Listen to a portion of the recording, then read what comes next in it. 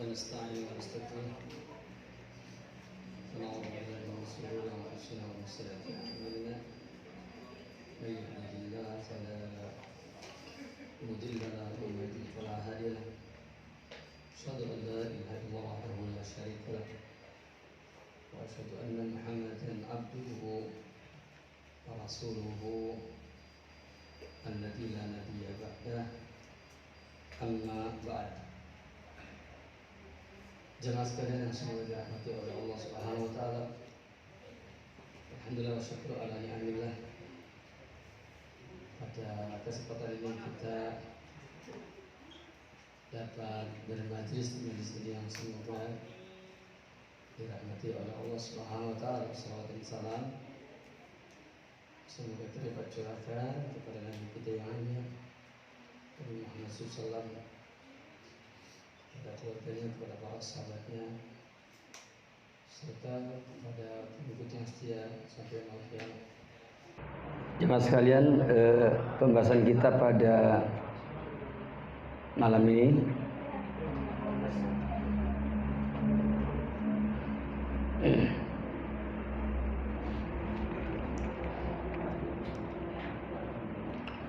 yaitu pembahasan kitab Al-Usul Sittah ya. Al-Asl Tsani, prinsip yang kedua ya, prinsip yang kedua.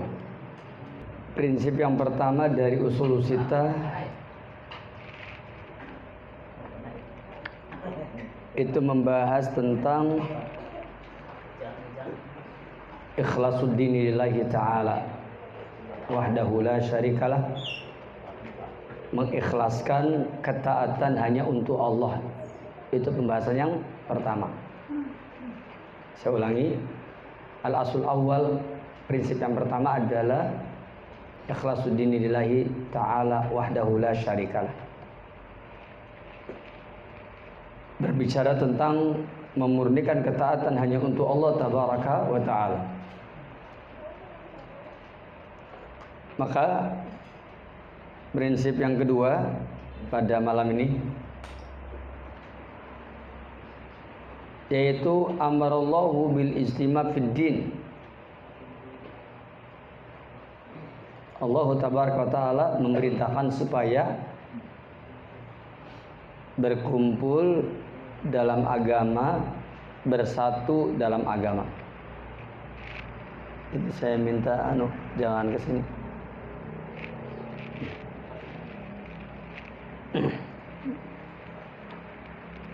Perintah untuk bersatu dalam agama. Wa nahaa an tafarruqi fi, dan melarang bercerai-berai di dalam agama. Barakallahu fikum. Saya mau tanya, apakah di zaman sekarang ini banyak enggak orang yang menyerukan bersatu dalam agama? Tapi kenyataannya yang menyerukan bersatu dalam agama justru mereka telah apa? Mencerai-beraikan agama.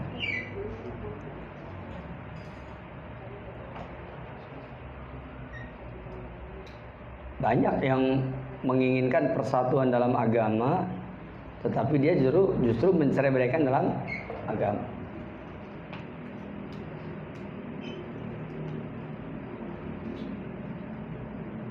Dan mereka melarang bercerai-berai, tapi justru mereka lah yang menjadi penyebab apa? Bercerai-berai.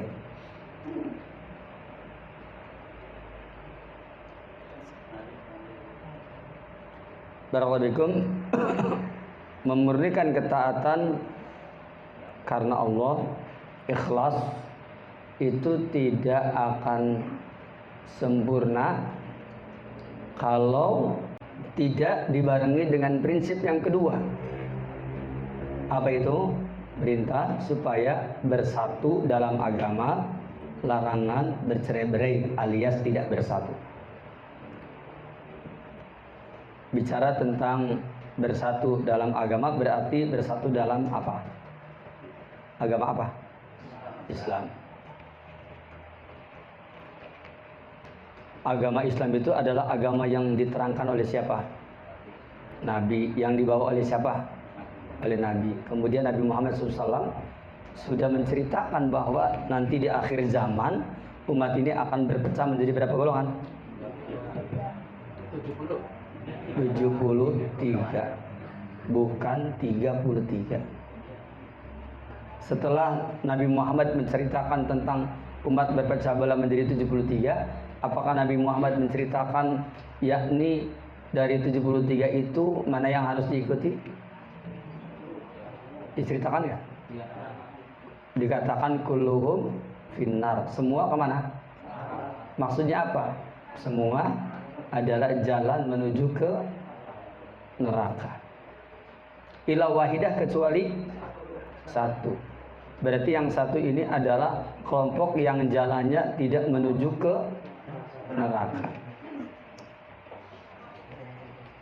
Barakallahu. Jadi kita ini menghendaki persatuan orang-orang yang sedang jalan menuju ke neraka, ataukah kita ini sedang berupaya untuk bersatu dengan orang yang jalannya tidak menuju ke neraka tapi ke surga? Mana yang kita pengen bersatu?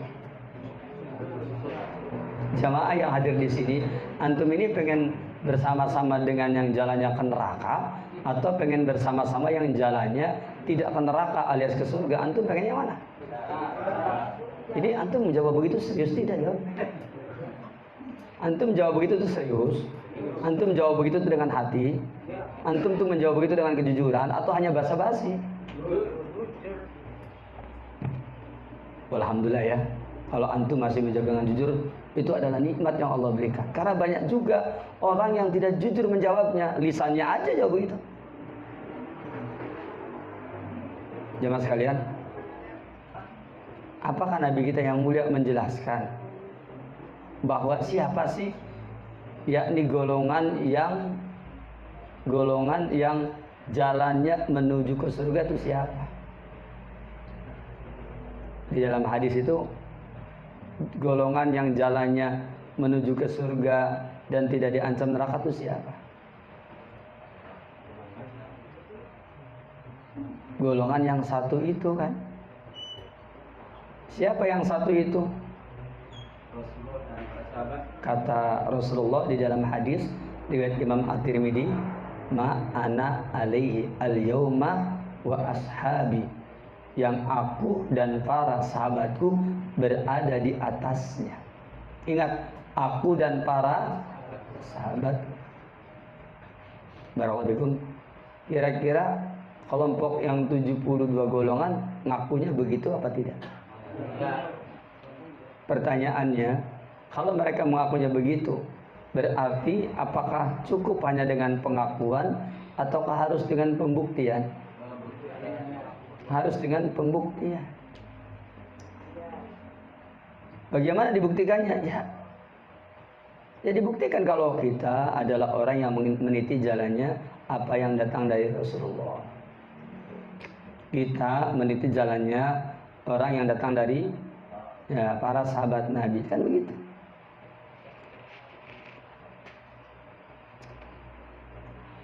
Barakallahu fikum. Jemaah sekalian,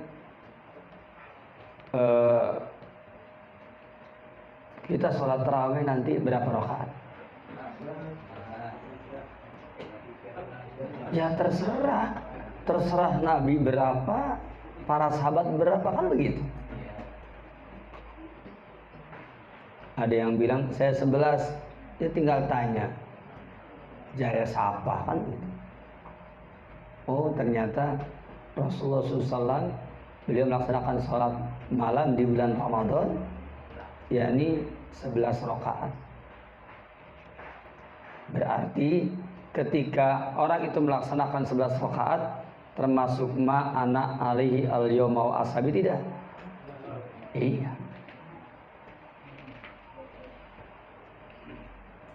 Itu contoh.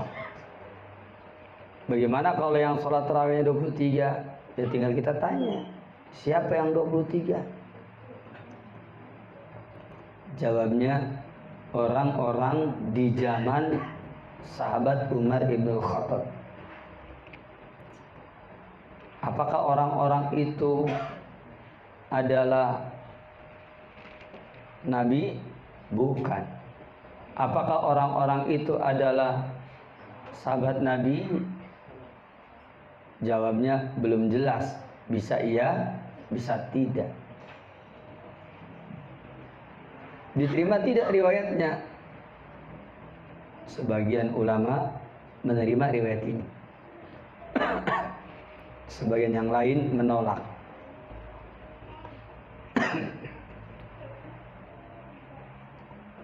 Anggaplah umpamanya diterima riwayat ini. Karena riwayat Tarawih 23 tidak bisa diingkari. Sudah terlalu banyak yang membahas masalah ini, terus pro dan kontra. Anggap sajalah ini merupakan sesuatu yang diakui. Pertanyaannya datang dari mana? Dari para sahabat Nabi, orang-orang yang hidup di zaman Umar ibn Khattab.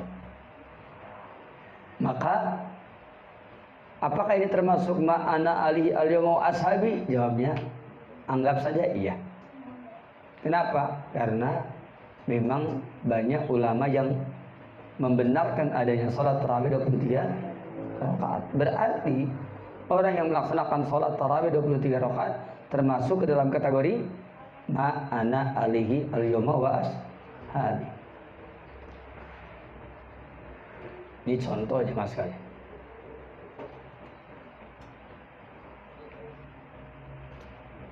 Bersatu di dalam agama dan melarang dari berpecah belah. Bersatu dalam agama adalah bersatu dengan kelompok yang memang jalannya menuju ke surga. Kita bersama dengan kelompok yang jalannya menuju ke surga.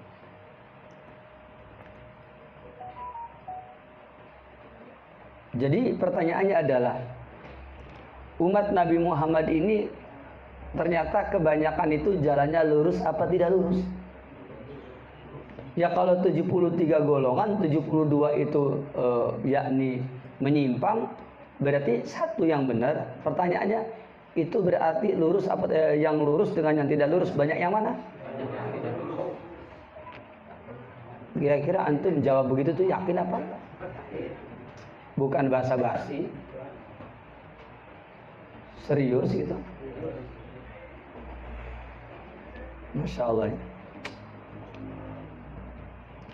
Mudah-mudahan antum serius jawabnya. Nah sekarang pertanyaannya adalah, ketika di dalam poin yang kedua ini Allah memberitakan berkumpul dalam agama dan melarang dari tafarruq, itu agama yang mana? Agama Islam. Islam yang mana? Islam yang dibawa oleh Rasulullah. Yang kata Rasulullah, nanti di akhir zaman setelah aku akan terjadi perpecahan, 72 golongan tersesat, 71 yang benar. Pertanyaannya, bahwa Islam yang zaman dahulu itu sekarang Islam yang mana? Islam yang satu itu, bukan yang 72. Jadi kalau kita menghendaki al-istima' fid din, persatuan dalam agama, jadi yang kita hendaki yang mana harusnya? Yang satu, bukan menghendaki yang banyak. Yang kita hendaki yang satu, yang mana? Itu loh yang memiliki prinsip ma'ana alihi al-yawma wa ashabi, yang aku dan para sahabatku berada di atasnya.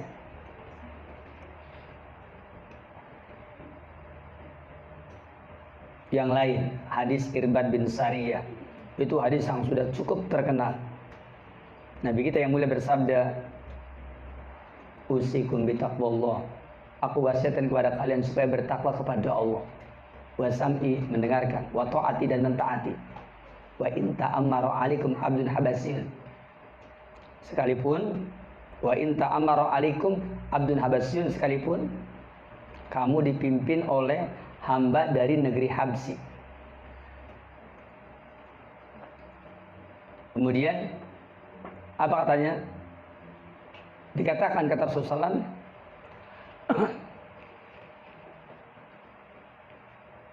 bahwa kata Rasulullah, wasatab tariku ummati ala salasin wa sab'ina firqatan.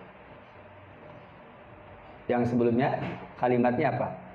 Saya ulang dulu ya. Usikum bittaqullah wa sam'i wa ta'ati wa in ta'ammara 'alaikum abdun habasyun wa man ya'is minkum min ba'di. Siapa yang masih hidup di antara kalian sepeninggal aku,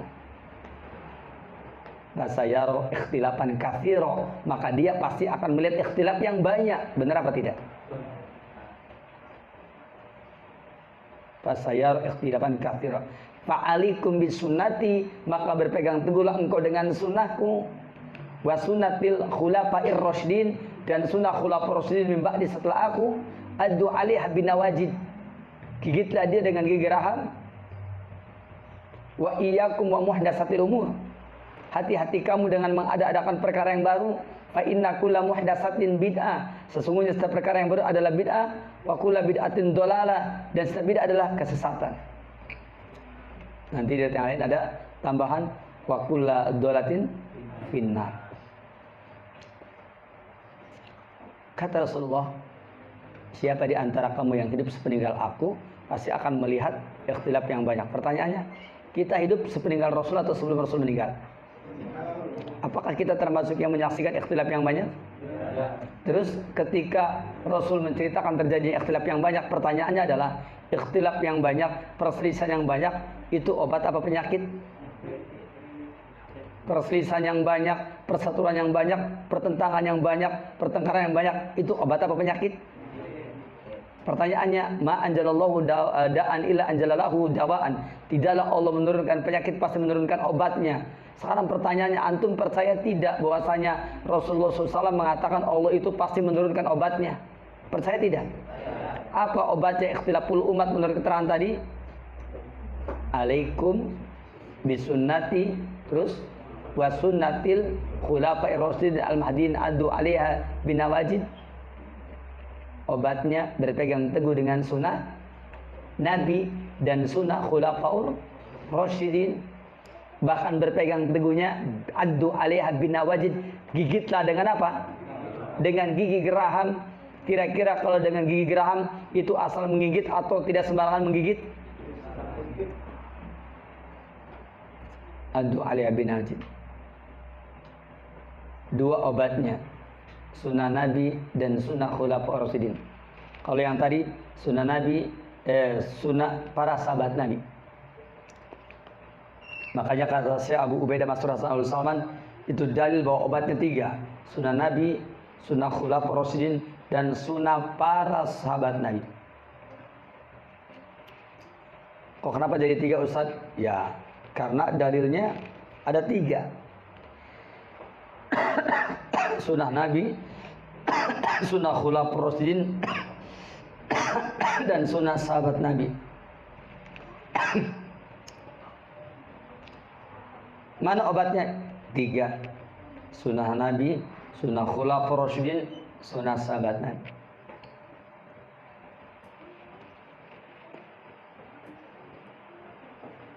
Kemudian kata Rasul, wa iyyakum wa muhdatsatil umur, hati-hati kamu dengan mengada-adakan perkara yang baru. Wa inna kulla muhdatsatin bid'ah, yang baru itu namanya bid'ah. Kata siapa? Perkara yang baru disebutnya apa? Bid'ah. Perkara yang baru dalam urusan agama atau bukan? Iya. Jadi artinya istilah bid'ah itu istilah syariat atau istilah siapa? Istilah syariat apa istilah Wahabi? Istilah syariat. Siapa yang bersabda? Siapa yang mengatakan jangan berpegang dengan perkara yang baru, hendaklah waspada dengan perkara yang baru, jauhi perkara yang baru? Siapa yang berkata begitu?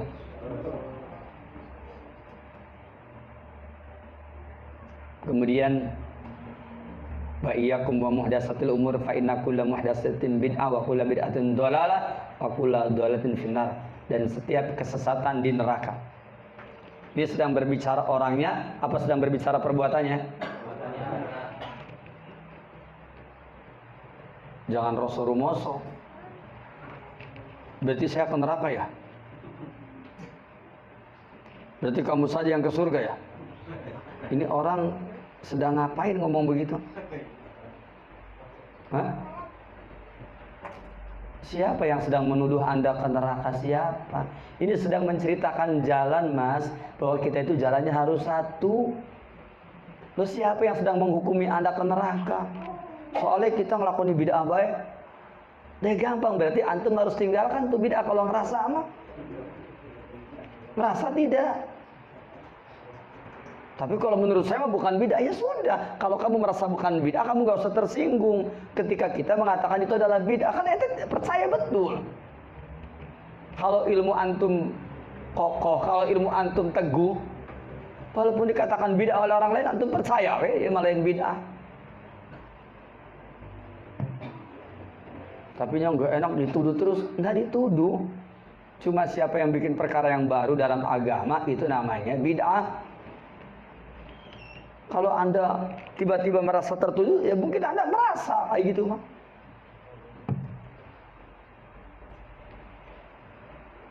Jamaah sekalian, al-istima' amarallahu bil istima' fid din. Allah memerintahkan supaya berkumpul dalam agama, bersatu dalam agama. Wa nahaa an tafarruqi fi, dan melarang dari berpecah belah.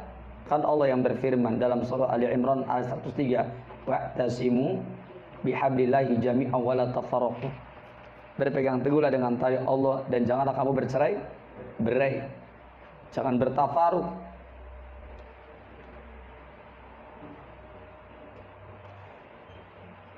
Kan itu kata Allah seperti itu.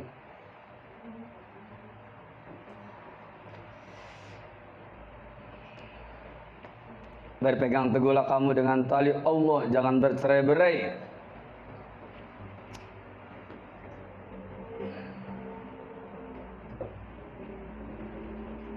Apa itu yang dimaksud dengan tali Allah?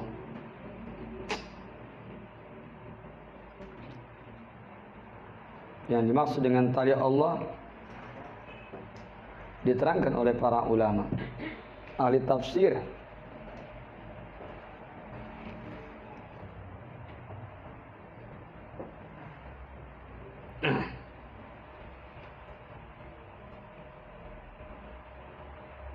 Saya bacakan tafsiran wa'tasimu bihablillahi jami'an. Di dalam tafsir Al-Mawardi ditafsirkan menjadi 5. Kitabullah itu adalah tali Allah. Yang kedua dinullah al-Islam itu adalah tali Allah. Ahdullah perjanjian Allah. Yang keempat al-ikhlas lillah wa tauhid. Ya, ikhlas karena Allah dan tauhid. Yang kelima al-jamaah, jamaah. Itu adalah tali Allah. Apakah ini bertentangan? Tidak, tidak bertentangan. Tali Allah adalah agama Islam? Iya. Tali Allah adalah agama Islam, betul. Tali Allah adalah agama Islam? Iya. Tali Allah adalah kitabullah Al-Quranul Karim? Betul, agama Islam kan sumbernya Quran. Tali Allah adalah al-jamaah, betul. Al-jamaah kan man kana alal haqi, siapa yang berada di atas kebenaran. Dan memang Islam kan mengajarkan kebenaran, karena Islam datangnya dari siapa? Dari Allah. Kan kata Allah al-haqqu min rabbik, kebenaran datang dari Tuhan kamu. Tali Allah maknanya dinullah Islam, iya betul. Tali Allah maknanya adalah ahdullah perjanjian Allah, iya betul. Orang yang beragama Islam sudah dijadikan masuk surga. Wa may yattaqi ghayra islami dinan fala yuqbala minhu wa huwa fil akhirati minal khasirin. Siapa yang mencari agama selain Islam tidak akan diterima. Di akhirat termasuk orang yang merugi. Tadi Allah ikhlas atau tauhid? Ya betul. Kenapa? Karena ajaran inti Islam adalah mentauhidkan Allah. Tadi Allah adalah ketaatan kepada Allah. Urusan Allah, ya. Karena memang orang yang berpegang teguh dengan tali Allah adalah orang yang berpegang teguh dengan mentaati Allah, mengerjakan semua perintah, menjauhi larangannya. Ada lagi tali Allah itu maknanya adalah la ilaha illallah. Jawabnya betul, karena rumus tauhid adalah la ilaha illallah.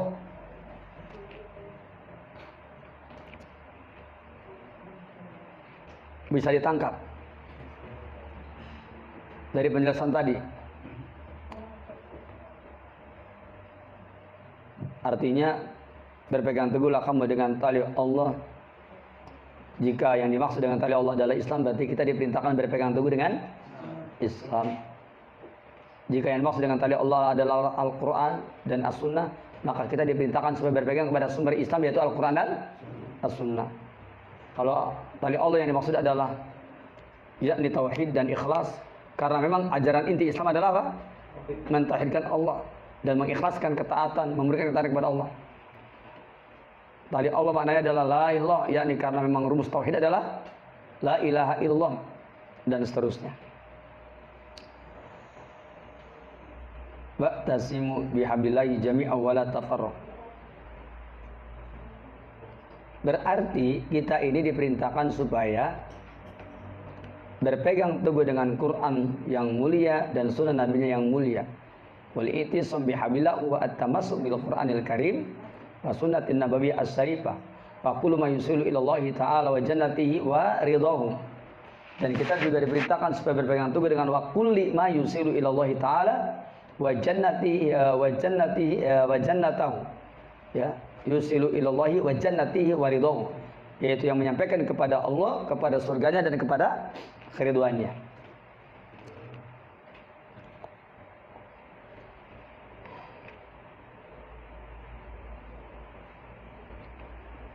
Cepat banget ya, perasaan baru mulai ngajinya udah mau selesai.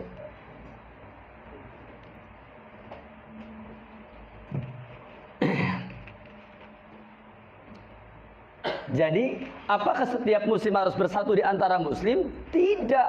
Hanya muslim yang mau disatukan di atas kitabullah, di atas sunnah Nabi yang mulia, di atas sunnah khulafur rasyidin, di atas sunnahnya para sahabat Nabi ridwanul alim ajmain, itulah kita bersatu.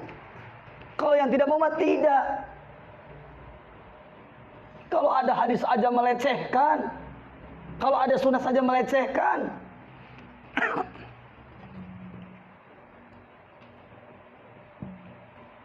Dengarkan baik-baik. Orang yang lurus itu ketika datang dari kitabullah, datang dari sunnah yang mulia, jangan bilang apa, ini beda aliran, jangan begitu.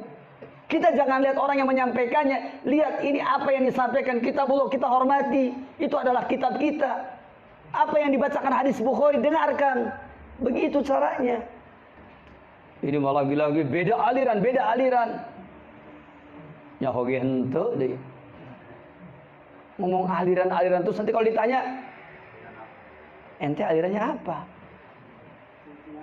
Terus emangnya bedanya apa? Terus ini Quran mau diapain? Ini hadis mau diapain? Kadang-kadang wallahi sampai hadis sebegitu terang benderangnya, masih juga mengatakan, ya ini kan beda aliran. Ini hanya helah. Orang yang tidak pernah mencium baunya ilmu agama dengan benar. Orang yang hanya menutupi kebodohannya dengan kebodohan berikutnya. Islam itu mudah jemaah sekalian. Tinggal kita mawas diri, kita ini termasuk orang ngerti apa enggak. Kalau enggak ngerti ya ngaji aja. Wallahi kalau antum termasuk orang yang hanif hatinya, kalaupun antum suatu saat ditakdirkan masuk ke dalam aliran sesat umpamanya, tapi antum ikhlas karena Allah, Allah akan berikan basirah kepada kita. Allah berikan basirah, Allah berikan pengetahuan, Allah berikan furqan, pembeda. Saya dulu waktu di SMA ngaji ke sana kemari karena nggak ngerti.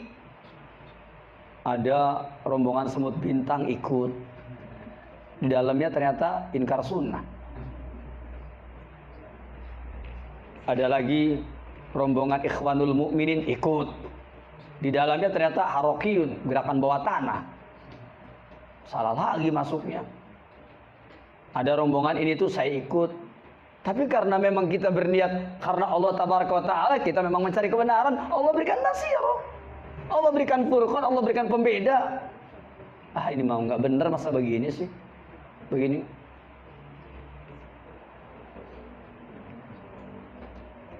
Itu kalau kita memang ikhlas dalam mencari meniti jalan kebenaran, akan Allah tunjukkan. Nanti juga antum akan diberikan basirah, akan diberikan furqan, diberikan pembeda. Mana yang menerangkannya benar, mana yang menerangkannya salah. Mana yang ketika menerangkan agama memiliki tendensi pribadi, mana yang menerangkan agama itu yang memiliki motif duniawi akan bisa dilihat. Ya walaupun mungkin sempat terbawa ke sini, terbawa ke situ. Mungkin juga sempat ngaprak ke haur gelis. Nah, Ada yang aneh-aneh itu. Ya bisa jadi kan. Tapi kalau kita memang sungguh-sungguh ya nanti juga akan sampai.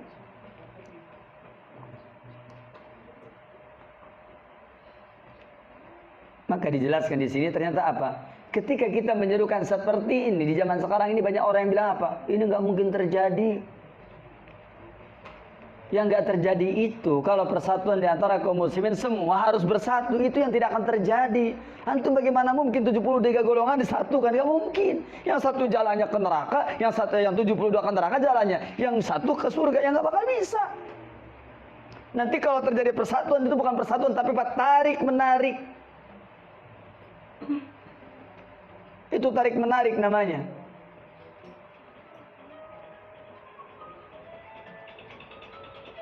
Kemudian fabayanallahu hada, lalu Allah terangkan ini bayanan syafian dengan penjelasan yang memuaskan, tafhamuhul awam, yang dapat dipahami oleh orang awam. Masya Allah.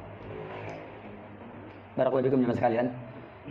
Saya udah pernah menyampaikan, ngerti bener itu nggak harus pinter jamaah, nggak harus punya ijazah S3. Ini benar, ini salah. Apa? Asal kita memiliki jiwa yang hanif, jiwa yang lurus, asal kita berpijak di atas fitrah, begitu, dan kita memiliki niat yang ikhlas karena Allah, dan kita memiliki prinsip yang benar sebagaimana dalam riwayat ini, insyaallah ta'ala akan sampai. Jangankan bukan jangankan lah, pakai bahasanya hatta orang awam pun mengerti kebenaran. Hatta orang awam. Dan yang menentukan kita ini lurus atau tidak bukan kecerdasan. Yang menentukan kita bisa istiqomah atau tidak bukan kecerdasan, bukan kepintaran, bukan ijazah, bukan kemampuan, bukan. Tetapi lurusnya hati kita itu. Apakah kita di atas fitrah ataukah bukan? Banyak nggak sekarang yang gelarnya profesor tapi sesat? Banyak nggak? Doktor sesat, S2 sesat, S1 sesat. Ada nggak orang nggak pernah makan SD sama sekali ternyata di atas kebenaran? Ada nggak? Yang membawa agama ini Rasulullah nggak pernah sekolah kayak kita, tetapi ternyata membawa cahaya kebenaran. Dan kebenaran itu bukan karena banyak orang. Kan Allah yang berfirman, wa in tuti aksara man fil ardi yudilluka an sabillah. Kalau kamu mentaati kebanyakan orang di muka bumi, pasti mereka menyesatkan kamu dari jalan Allah. Itu tuh kata Allah. Wa in tuti, dan jika kamu mentaati aksara man fil ardi, kebanyakan orang di muka bumi, yudilluka an sabillah, mereka akan menyesatkan kamu dari jalan yang benar. Masa nggak ngerti yang begini? Jawabnya ya akan mengerti bagi orang yang di atas fitrah. Ada nggak tuh orang yang sudah jadi ulama di kalangan ahlu sunnah tapi ternyata akhirnya sesat juga? Ada nggak? Banyak, bukan ada lagi, banyak. Jangankan itu, hatta orang yang berada di zaman Nabi pun, para sahabat Nabi di zaman Nabi, ada nggak yang pernah jadi sahabat Nabi kemudian murtad? Ada nggak? Ada, itu tuh muridnya Nabi. Itu tuh muridnya Nabi loh. Antum muridnya siapa? Muridnya Nabi saja bisa murtad, apalagi antum. Makanya tidak ada orang yang merasa aman dari kesesatan kecuali orang itu apa? Orang yang sesat. Imam Bukhari bikin judul bab la ya'manu nifaqu ila munafik. Enggak ada yang merasa aman dari kemunafikan kecuali orang munafik. La ya'manul bid'ata ilal mubtadi. Tidak ada yang merasa aman dari bid'ah kecuali ahli bid'ah. Tenang, tenang. Saya mah tidak akan terkena bid'ah karena sudah ngerti bid'ah itu sesat. Gitu. Saya mau tanya, dijamin dia nggak sesat? Tidak dijamin. Makanya itulah pentingnya orang apa? Terus dia menuntut ilmu. Nih, antum menuntut ilmu hadir di majlis begini nih. Itu bukan karena anak pengen didengerin sama antum, bukan karena antum pengen tetap istiqomah di atas ilmu. Saya juga datang di majelis ini menyampaikan ilmu kepada antum karena saya juga pengen istiqomah di atas ilmu. Itu persoalannya. Antum menuntut ilmu sebagai mustami, mencari pahala, saya menjadi penyampai materi, ingin mendapatkan pahala. Bukan persoalan saya banyak atau sedikitnya yang dengerin, bukan. Bisa dipahami? Jangan dikira, oh Ustaz seneng kayaknya ya kalau saya hadir. Antum hadir, antum tidak hadir sama saja. Mustami saya satu, saya menyampaikan tetap dapat pahala. Dan mustami saya banyak juga sama aja. Satu ataupun banyak sama aja. Kalau sudah bilangnya kalau mustaminya satu berarti kurang berpahala. Kalau banyak-banyak pahala gimana? Sama aja. Kenapa? Karena yang terpenting bukan sedikit banyak. Tapi yang saya omongkan ini benar apa enggak? Ahmad Taudari, kamu tuh ceramah tuh benar apa enggak? Itu. Kalau saya ceramahnya benar, maka pertama menyelamatkan diri saya. Kalau saya ceramahnya salah, muridnya banyak, antum sesat semua, di akhirat menghujat saya semua. Bukannya pintu pahala, tapi pintu dosa. Bisa dipahami sekarang? Jadi yang namanya dakwah itu bukan canda ya ikhwan. Dan antum jangan mengira antum hadir ustaznya seneng. Wah antum hadir saya seneng nih. Begitu. Semakin banyak yang hadir semakin seneng. Bukan itu, nggak ada urusan. Nggak ada urusan dengan antum banyak, antum sedikit, nggak ada urusan. Urusannya adalah saya menyampaikan harus benar. Antum yang mendengar, kemudian kalau udah mendapatkan ilmu, antum harus mengamalkannya. Diterangkan di sini bahwasanya orang awam, seandainya kamu membacakan kepada dia lau qara'ta alaihi anusus al-warida, kalau kamu membacakan kepada orang awam ini, yaitu teks-teks dalil yang datang bil amri bil istima', perintah untuk berkumpul ala din atas agama, wa hurmati tafarruq fihi, dan haram berpecah belah dalam agama, fa innahu sayaqiluha, maka dia akan mengerti li wuduhiha karena jelas.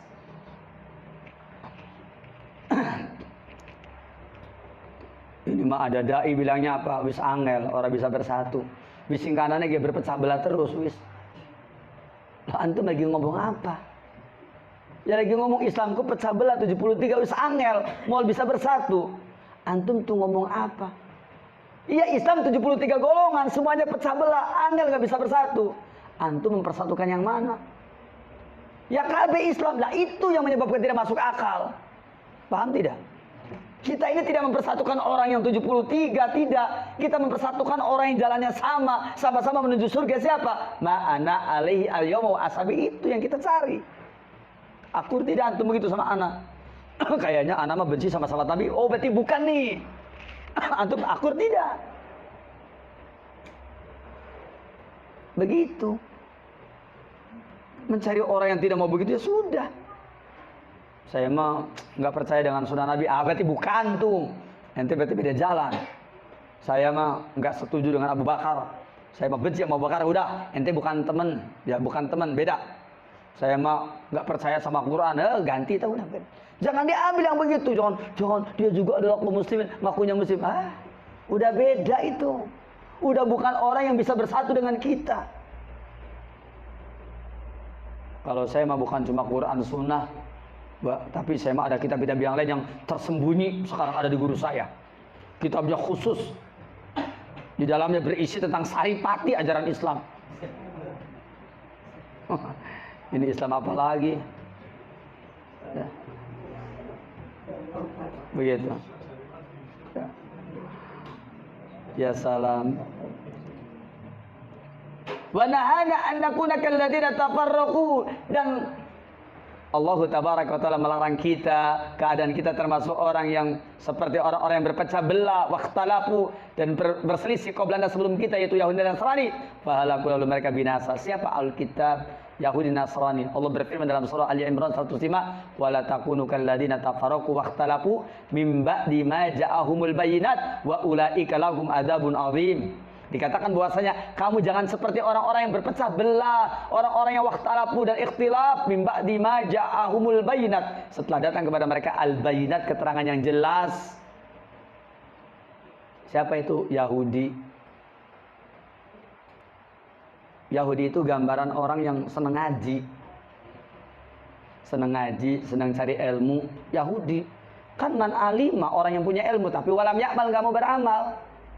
Jadi kalau antum ngaji terus, di majelis sini ngaji terus, tapi ternyata antum gak mau mengamalkannya, padahal sudah terang keterangannya dari Allah dan Rasulnya, tapi antum bilang, ya saya mengaji Wawasan aja lah, wawasan. Pengetahuan. Pengen tahu aja ini aliran apa nih ya. Kalau antum begitu datang ke majlis ini, ya, maka antum tidak akan pernah menemukan kebenaran itu. Maka antum fitrahnya tercemar. Fitrah siapa itu? Fitrah Yahudi. Yahudi itu hanya mengumpulkan ilmu jami'ul ulum. Orang yang cuma kerjanya ngumpulin ilmu saja. Daripada antum lama-lama duduk di sini ngumpulin ilmu begitu, mendingan di YouTube ya, YouTube. Bis orang merana mereka ketika klik, wah, rame ki. Ustadz Jin karo Ustadz Jin asik euy. Nanti ditanya kesimpulan, ya aku pun kok rapati ngerti, tapi rame lah, seru-seru. Apalagi baca netizen, ya macam-macam itu kan, para komentator, begitu. Kalau antum kesini hanya untuk itu thariqah Yahudi. Saya mah ngaji tapi hati saya mah nggak sama sama dia, nggak akur lah. Lah iya, banyak kok. Wong saya ini sekarang umur saya udah kelihatan tuh, berapa sekarang? Ya, udah di atas 50 umur saya tuh. Udah cukup lama saya memperhatikan perkembangan dakwah perjalanan manusia. Orang kita sudah menyeru masalah ini dari umur 15 tahun saya. Berarti sudah 35 tahun lebih saya menyeru masalah ini. Itu kan berarti sudah cukup lama. Masa 35 tahun lebih, 36 tahun lah. So kalau kuliah kira-kira apa gelarnya saya? Atau kalau saya belajar kungfu lah kira-kira apa gelarnya tuh? Ya. Artinya saya paham tentang kondisi yang terjadi selama sekian tahun lamanya dengan berbagai macam model manusia dikembalikan kepada kitab dan sunnah akan bisa dibaca. Ini diterangkan di dalam kitab ini, wahum ahlul kitab minal yahudi wan nasara. Dari kita juga jangan jadi orang Nasrani. Apa itu? Semangatnya mengamalkan tapi nggak ngerti ilmunya. Siapa itu yang membuat terpecah belah itu? Orang yang dia ngerti ilmunya tapi nggak mau ngamalin, orang yang dia itu suka beramal tapi tidak pakai. Itu yang bikin rusuh tuh yang begitu. Orang-orang yang bikin rusuh selama ini itu adalah orang yang begitu. Orang Yahudi, orang Nasrani, dan yang setipe dengan itu. Orang Yahudi senang kepada ilmu, ngumpulin ilmu, gak pakai amal, gak suka mau beramal. Kalau nuntut ilmu juga kerjaannya cuma ya sebatas bawasan. Pengen dulu lah Islam Kang Sejen kayak apa ya? Ini lagi zamannya macam-macam. Ya antum nanti akan tahu. Setelah itu apa? Antum akan pergi. Dan setelah itu antum jangan heran kalau antum gelap dan tidak mendapatkan lagi cahaya ilmu yang sahih. Makanya barakallahu, sesungguhnya setiap orang itu rata-rata telah disapa oleh hidayah. Tetapi banyak di antara mereka yang mengingkari hidayah itu. Disapa oleh hidayah. Dan saya sudah pernah cerita dulu bahwa saya pun juga merasakan bagaimana dulu saya pun disapa oleh hidayah, ya.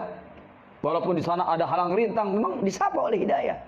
Disapa untuk menyadari, dan itu sunatullah. Setiap orang, semua orang mungkin pernah disapa oleh hidayah. Kecuali orang yang mungkin entah berada di mana saya tidak tahu, sehingga dia nggak pernah disapa oleh hidayah. Wallahu a'lam.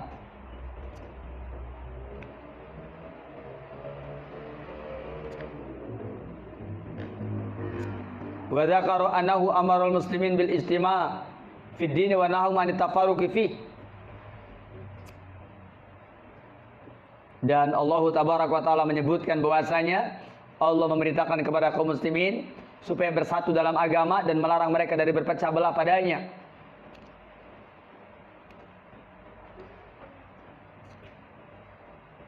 Dan tadi sudah saya terangkan dari nas-nas yang ada di antara dalam surah Asy-Syura ayat 13 Allah berfirman, "Syara'a lakum minad dini ma wassa bihi Nuha walladzi auhayna ilaika wa ma wassayna bihi Ibrahim wa Musa wa Isa an aqimud dina wa la tatafarraqu fi." Allah telah mensyariatkan bagi kalian dari agama itu, yaitu apa yang sudah Allah wasiatkan dengannya kepada Nuh dan orang yang telah kami berikan wahyu kepadamu dan yang telah kami berikan wahyu kepadamu dan apa saja yang kami wasiatkan dengannya kepada Ibrahim, kepada Musa dan Isa. An aqimuddin, tegakkanlah oleh kalian agama. An aqimuddin, tegakkanlah oleh kalian agama. Wala tatafarraqu fi, janganlah kalian bertafarruq. Ailiyahsula minkum al-ittifaq ala usuluddin wa furu'ihi, supaya terjadi persepakatan di atas prinsip agama dan cabangnya dari kalian. Wahrisu, dan antusiaslah kamu ala an la tufarriqukum al-masail, supaya kamu jangan dipecah belahkan oleh masalah-masalah. Wa tahjibukum ahjaban, dan juga supaya yakni tidak menjadikan kamu itu berhijib-hijib. Kemudian watakunu syi'an, dan kamu menjadi berkelompok-kelompok. Yu'adi ba'dukum ba'do, sebagian kamu memusuhi sebagian yang lain. Ma'ati faqikum ala asli dinikum, padahal kamu itu sepakat dalam prinsip agama kalian. Demikian dalam kitab Tafsirul Rahman fi Tafsir Kalamil Manan. Bahkan wayajidu wuduhan, dan bertambah jelas ma waradat bihi as-sunnah, yang terdapat dalam sunnah, yang datang dalam sunnah. Minal ajabil ujab fidalik, di antara keajaiban yang sangat ajaib tentang masalah tersebut. Dan sunnah Nabi yang mulia yang menerangkan masalah ini sudah banyak. Di antaranya adalah dalam hadis Abu Hurairah riwayat Imam Muslim, Rasul bersabda, innallaha yarda lakum salasan, Allah ridho 3 perkara. Wa yakrahu lakum salasan, Allah tidak ridho, tidak suka 3 perkara. Fa yarda lakum, Allah ridho 3 perkara apa? 1, anta buduhu, kamu beribadah kepada Allah, mentauhidkan Allah. Yang keduanya, wala tusriku bihi syai'an, kamu jangan menyekutukan Allah dengan sesuatu apapun, syirik kepada Allah. Yang ketiganya, ya, wa anta tasimu bihablillahi jami'a wala tafarraqu, janganlah kalian dan hendaklah kalian berpegang teguh dengan tali Allah semuanya, dan jangan berpecah belah. Ini kalimatnya jelas. 3, engkau beribadah kepada Allah, mentauhidkan Allah. Engkau jangan menyekutukan Allah dengan sesuatu apapun. Yang ketiganya, engkau berpegang teguh dengan tali Allah semuanya, dan jangan berpecah belah. Jelas kan perintah Rasul? Apa? Wa anta atasimu bihablillahi jami'a wa la tafarraqu, kamu harus berpegang teguh dengan tali Allah dan jangan berpecah belah. Ini perintah langsung. Yang Rasul sampaikan bahwa Allah yang meridhoi hal ini. Jadi kalau kita berpegang teguh dengan tali Allah dan tidak berpecah belah, Allah ridho. Kalau kita mentauhidkan Allah, Allah ridho. Kalau kita tidak mengikuti Allah, Allah ridho. Lawannya apa? Wa yakrahu lakum, dan Allah benci kepada kamu 3 hal. Qila wa qala, yaitu dikatakan dan mengatakan, yakni mengikuti isu. Wa kasrata soal, banyak bertanya, yaitu bertanya yang bukan untuk diamalkan oleh dirinya, bukan untuk diamalkan oleh orang lain, bukan untuk tafakufiddin, maka itu terlarang. Wa idu'atal mal, menyia-nyiakan harta. Termasuk menyia-nyiakan harta adalah orang yang berinfak bukan di jalan Allah. Orang yang berinfak bukan di jalan, untuk apa? Untuk mendukung sunnah Nabi yang mulia. Maka waja'ati syariat bil amri bil istima' ka ijabi salatil jumu'ah wal jamaah. Syariat datang perintah supaya berkumpul, bersatu. Maka dibikinlah syariat-syariat yang mengandung itu apa? Ka ijabi salatil jumu'ah, kewajiban salat Jumat manusia berkumpul. Wal jamaah, yakni berjamaah, manusia kumpul. Kemudian wa ta'mir fi safar, kalau safar mengangkat salah seorang pimpinan. Idza ya kuntum salasatan fi falatin fa amiru ahdakum, kalau kamu bertiga di tempat bepergian, angkat salah seorang dari pimpinan kamu. Wal adillah fi hadzal bab katsira, bahkan disyariatkannya salat gerhana dengan berjamaah, disyariatkannya salat Id dengan berjamaah. Itu semuanya menunjukkan apa? Contoh-contoh persatuan yang benar begitu. Saya mau tanya, apakah sholat Id disyariatkan? Lalu apakah kita bersatu? Itu namanya persatuan yang benar. Apakah sholat Jumat disyariatkan? Apakah kita bersatu? Itu sholat Jumat yang benar. Itu persatuan yang benar. Sholat berjamaah, apakah disyariatkan? Apakah kita bersatu? Itu adalah merupakan contoh persatuan yang benar. Kalau ada acara bid'ah kita bersatu, itu bukan yang dimaksud dengan persatuan di dalam agama. Kenapa? Karena ini bukan dari agama.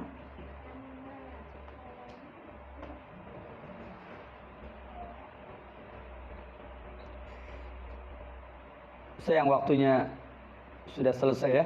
Nanti insyaallah taala kita akan lanjutkan di pertemuan yang akan datang. Prinsip yang ketiga ini belum selesai. Insyaallah taala. Mudah-mudahan bermanfaat, mudah-mudahan berfaedah. Dan dipersilakan barangkali ada pertanyaan sebelum saya mengakhiri majelis ini. Tafadhol man yas'al.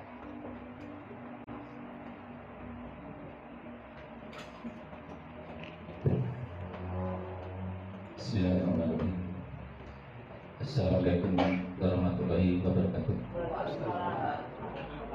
Kepada yang terhormat Bapak Ustaz, ada 14 pertanyaan atau pernyataan, yaitu amalan-amalan menjelang dan di sekitar bulan Ramadan.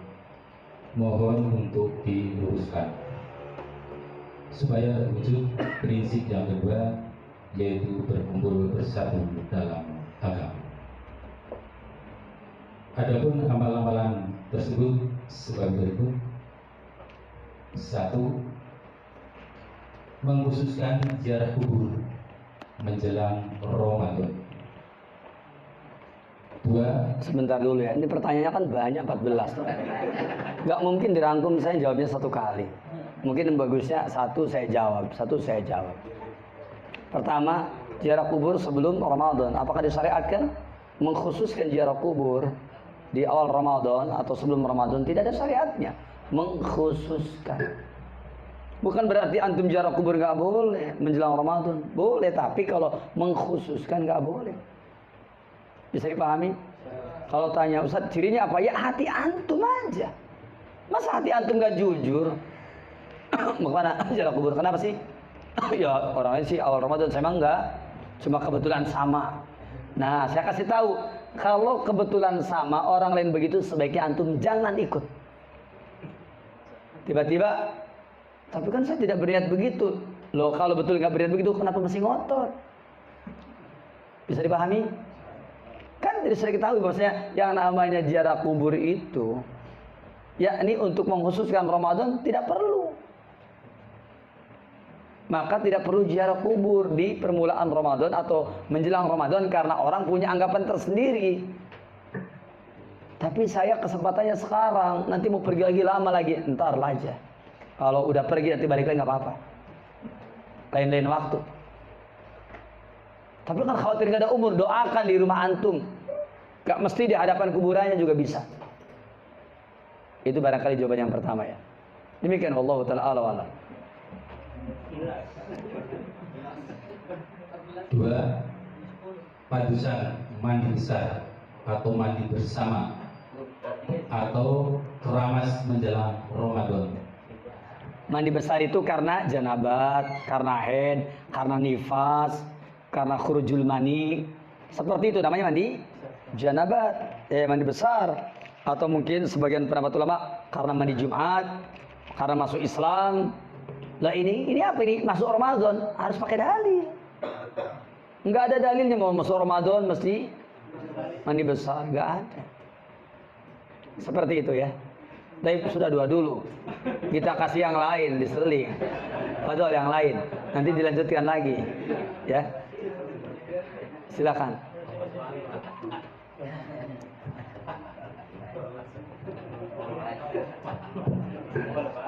Assalamualaikum warahmatullahi wabarakatuh. Hari ini Ustaz berkenalan dengan berpegang teguhlah kamu dengan tali Allah dan jangan bercanda. Dalam persatuan ini apakah bisakah kita dipersatukan dengan kelompok-kelompok yang punya jargon amar ma'ruf nahi munkar? Padahal secara akidah atau tauhid itu pemahaman sangat berbeda dengan kita. Apakah bisa bersatukah dengan hal-hal yang demikian? Kemudian yang kedua, Satu saja. Nanti Pak Sardinya protes. Giliran saya satu, giliran ini boleh dua. Jemaah sekalian, kita bisa nggak bersatu dengan kelompok yang jargonnya amar ma'ruf nahi munkar? Jawabnya, Ya kita tanya dulu amar ma'ruf itu apa, nahi munkar itu apa. Yang ma'ruf itu apa, yang munkar itu apa. Itu saja dulu, definisinya sama apa tidak. Kalau ternyata sama dan yang dimaksud sama, maka bisa bersatu. Kalau umpamanya ternyata berbeda, ya berarti ini bukan amar ma'ruf nahi munkar. Itu barangkali jawaban yang pertama ya. Ya satu aja, kan kembali kepada beliau, nanti yang keduanya nyusul. Dia udah janji tadi 14. Sok mangga Pak. Baik lagi antum, Pak Sardi, Pak Guru.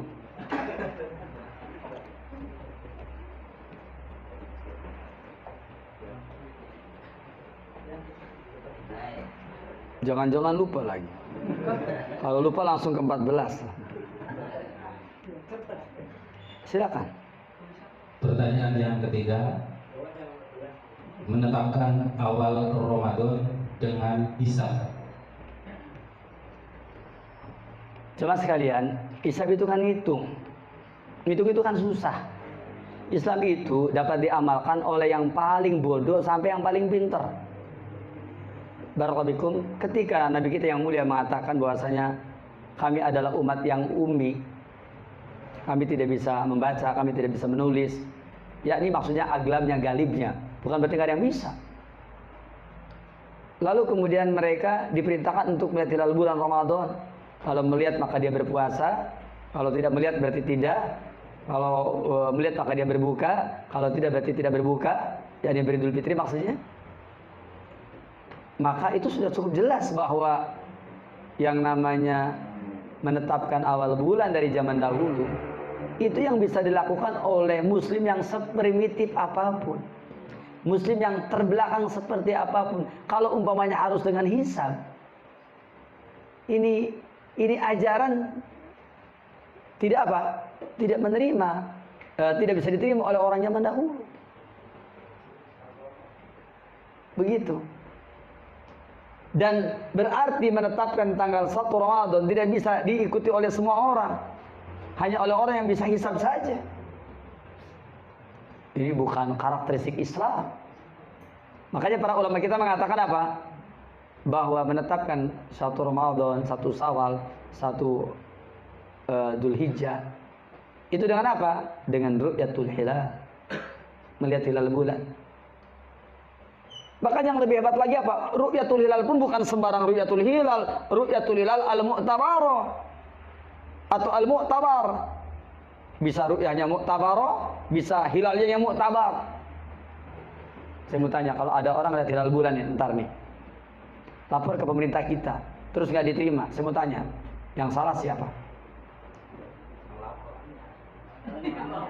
Yang salah siapa? Yang salah yang puasa maksa, tidak mengikuti ketetapan pemerintah. Kalau yang lapor diterima laporannya oleh pemerintah, maka alhamdulillah. Ketika nggak diterima, itu yang lapor jangan protes. Kita bilang dewek dia yakin. Masa orang percaya sih pemerintah? Saya ngeliat sendiri kok, saya ngeliat sendiri, makanya saya makan puasa dewekan. Yakin, ainul yakin saya. Jemaah sekalian, saya mau tanya, apakah yang namanya ibadah itu selalu sendirian? Hah? Ada ibadah yang sendirian, ada ibadah yang bersama yang lain. Saya mau tanya, hari puasa itu ibadah sendirian, apa ibadah korbatur? Puasa Ramadan itu ibadah dewe, kan apa kudu korbatur? Batur ya siji loro, apa ake, apa kabe? Bisa dipahami kalimat saya? Mengerti enggak? Puasa Ramadan itu adalah ibadah yang dilaksanakan oleh banyak orang, berarti harus mengikuti ketetapan orang yang suaranya bakal didengar oleh banyak orang. Bisa dipahami? Makanya ru'yatul hilalnya mu'tabar.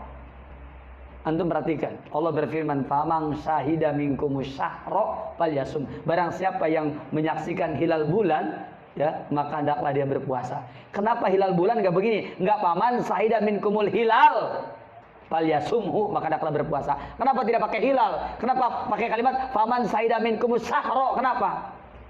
Kata Syekhul Islam Ibnu Taimiyah, as-sahra itu adalah al-hilalul masyhur, hilal yang terkenal. Barakallahu. Saya mau tanya, hilal yang terkenal itu hilal yang bagaimana? Hilal yang diumumkan oleh penguasa. Pertanyaannya, di Indonesia yang resmi penguasa, yang KTP antum itu kalau kemana-mana laku dan diakui, itu KTP-nya siapa? Ya NKRI. Bukan KTP-nya KTP non tadi NII, enggak. Apalagi KTP Minhajul Muslim, enggak bisa itu. Mau ke Arab Saudi, saya mau pakai KTP-nya Minhajul, enggak. KTP-nya siapa? NKRI. Maka berarti kita harus mengikuti keputusan siapa? Pemerintah Republik Indonesia. Makanya sebagian ulama menambahkan ru'yatul hilal, ikmal sa'ban salasina yauman, yang ketiganya ikhbar, penghabaran dari yang berwenang.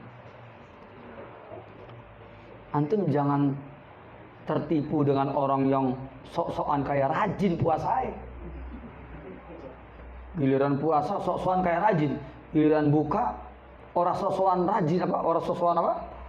Mengulur gitu, malah lebih buru-buru. Gimana? Makanya ikuti apa yang terkenal siapa? Pemerintah. Begitu. Karena Rasul bersabda, as-saumu yauma tasumun. As-saumu puasa itu adalah yauma tasumun, hari di mana kamu rame-rame berpuasa. Bisa dipahami Pak Guru? Tadi siapa yang tanya? Barangkali lupa. Terus satu lagi. Hah? Ya, satu lagi.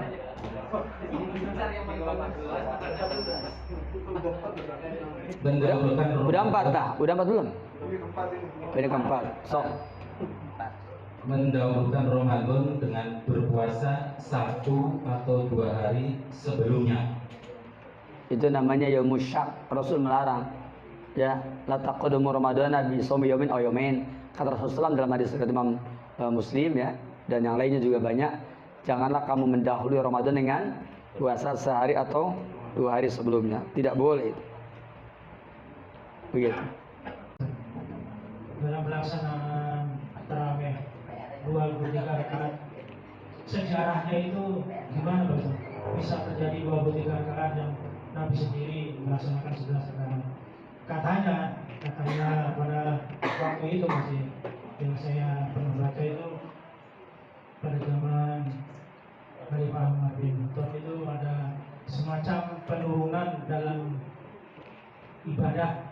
Jadi Umar bin Khattab lalu melaksanakan tarawih selama 23 rakaat. Apakah benar itu Mas? Apakah itu sunnah Baru Sidin? Ya, tentang riwayatnya, riwayatnya begitu. Orang-orang di zaman Khalifah melaksanakan sholat tarawih 23, dan di dalam riwayat tersebut tidak tertulis satupun cerita Umar itu marah. Kita kan tahu orang yang paling streng dalam urusan syariat siapa? Jadi di antara dalil para ulama, kalau betul itu menyimpang, pasti Umar akan apa? Akan marah dan akan membubarkannya. Kita kan tahu Umar. Ya, Umar itu nggak kayak kita. Ya, Umar itu kalau tahu ada penyimpangan langsung. Makanya diterangkan oleh para ulama bahwa ini memang terjadi dan Umar menyaksikan dan ini dibenarkan. Karena tidak ada yang protes urusan itu. Mana keterangan dari para ulama yang mengingkari masalah hal tersebut? Kecuali kesinikannya memang ada yang mengatakan tidak tersebut tidak sesuai dan seterusnya. Tapi kalau kita baca kitab-kitab terdahulu, enggak. Para ulama terdahulu enggak ada masalah. Makanya di dalam kitab Fathul Bari bahwa tarawih 23 itu yakni sampai sekarang. Cuma ada yang salah paham. Ketika membaca kitab Fathul Bari disangkanya tarawih 23 itu ijma sampai sekarang. Padahal bukan ijma maksudnya. Bahwasanya ini menjadi tradisi sampai sekarang dan dikerjakan oleh banyak orang. Itu artinya tarawih yang 23 itu tidak bisa diingkari. Makanya antum jangan mengingkari tarawih 23. Nggak bakal kelar diskusinya. Bukan. Itu bukan perkara baru. Itu adalah bagian dari yang pernah terjadi di zaman Umar. Terlepas orang mengatakan dhaif atau tidak, banyak yang membelanya. Antum dhaifkan riwayat tersebut, dibela oleh ulama yang lain. Saya juga sampai capek bacanya. Didhaifkan tapi Masya Allah.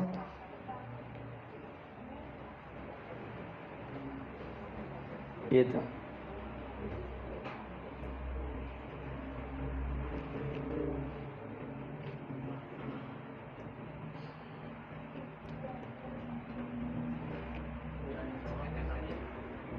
Jadi sudah ya, yang terakhir 23 clear ya. Tinggal derweh lah. Barangkali antum mau jadi imam terakhir 23, tapi yang penting tuh maknina gitu. Begitu.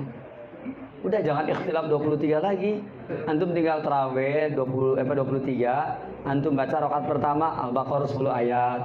Rakaat keduanya Al-Baqarah 10 ayat, itu aja. Nanti kalau mereka protes antum bilang, "Ya udah diskon aja ya, 11 gitu aja." Bisa dipahami? Baik. Ya. Gimana? Itu dipakai Pak ya? Dipakai.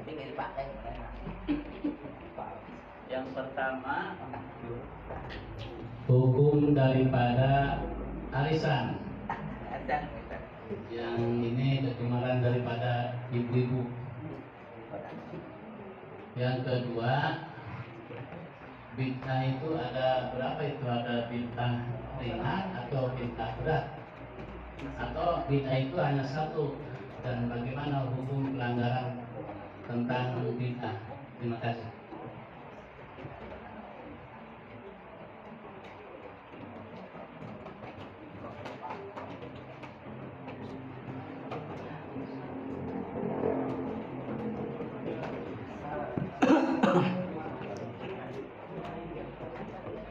Kalau sesuatu itu sudah dipastikan bid'ah, maka sesuatu itu ya termasuk ke dalam ancaman ya kullu bid'atin dolalah wa kullu dolalatin finnar, dan setiap kesesatan maka ke neraka.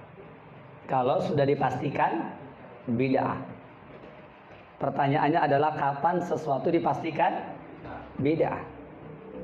Jawabnya, satu, jika ada nas, teks dalil dari Quran. Contoh, warahbaniyatan ibtada'uha, dan kerahiban yang mereka ada-adakan. Berarti kerahiban seperti di kalangan Nasrani, yang di kita di kalangan Sufi tidak mau menikah lagi, itu adalah bid'ah dan kesesatan bagi mereka yang tidak mau nikah atas nama agama dan menganggap bahwasanya tidak menikah itu disyariatkan, bahkan dianggap sebagai bagian dari agama, begitu. Seperti itu. Yang keduanya, kalau ada teks dalilnya dari sunnah Nabi yang mulia, dari hadis Nabi ada, oh ini bid'ah, ini adalah merupakan perkara yang baru kata Rasul, ya, atau ini adalah merupakan perkara yang baru yang diadakan oleh orang-orang Yahudi dan Nasrani dan seterusnya, maka itu baru dikatakan bid'ah. Yang ketiganya, kalau ada teksnya dari Al-Khulafur Rasyidun, dari para sahabat Nabi, maka itu dikatakan bid'ah kalau ada apanya? Teksnya. Ada dalilnya, ada nasnya. Kemudian ada lagi, yaitu yang ada keterangan dari para ulama. Ulama mengatakan ini adalah bid'ah dari para ulama. Maka kita menukil itu. Yang terakhir, perkara-perkara yang baru di zaman sekarang yang dinyatakan bid'ah oleh para ulama zaman sekarang, yang ada teksnya dari ulama, maka kita mengatakan itu bid'ah seperti kata ulama. Ketika para ulama itu sepakat ini bid'ah, maka kita katakan dia bid'ah. Kalau mereka berselisih berarti ada persepsi yang berbeda. Begitu. Adapun menyatakan bid'ah yang datang dari umpamanya selain dari ahli ilmi, mungkin para penuntut ilmu, mungkin juga orang awam, maka yang demikian seyogianya tidak menggunakan bahwa ini adalah bid'ah kecuali yang sudah ada teksnya. Maka katakanlah apa ini menyelisih sunnah, ini menyimpang dari jalan yang benar, seperti itu. Jangan dikatakan dengan bahasa apa? Bid'ah, seperti itu. Itu caranya, bisa dipahami, Pak Naib. Adapun tentang persoalan bid'ah sudah jelas, iyyakum wa muhdatsatil umur. Hati-hati kamu dengan mengada-adakan perkara yang baru dalam agama. Fa inna kulla muhdatsatin bid'ah. Setiap perkara yang berbagai adalah bid'ah dalam agama. Maka bid'ah itu adalah merupakan dosa besar. Apa cirinya dosa besar? Ada ancamannya. Dengan kalimat wa kullu bid'atin dhalalah wa kullu dhalalatin finnar, ada enggak ancamannya? Makanya termasuk dosa besar. Seperti itu. Oleh karena itu janganlah kita melaksanakan bid'ah dalam agama. Demikian wallahu taala a'lam. Cukup ini ya. Sampai di sini insyaallah taala semoga bermanfaat, semoga berfaedah. Kita akhiri di sini subhanaka Allahumma bihamdik asyhadu an la ilaha illa anta astaghfiruka wa atubu ilaik. Assalamualaikum warahmatullahi wabarakatuh.